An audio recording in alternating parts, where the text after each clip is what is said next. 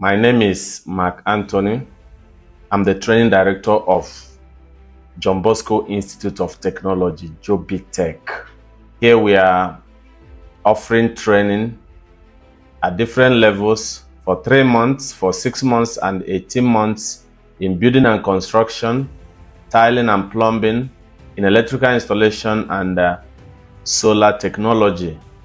We have also training in computer technology, and that comprises of computer engineering, computer software, computer networking and programming, and most importantly, we'll be piloting artificial intelligence and robotic engineering.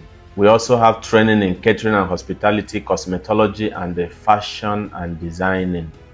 Our training is open to everybody, young people, working class people, even parents. Everybody should have a skill, and the Bosco Institute of Technology is here to make sure that every Nigerian has a skill and everyone has opportunity to develop his or her God-given innate skill and inventive skill. So this is who we are, and this is what we are doing.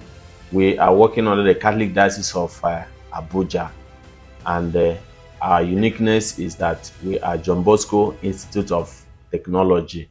Our presence is all over the world. We work in 54 countries in Africa and 134 countries in the world. And everyone has a talent.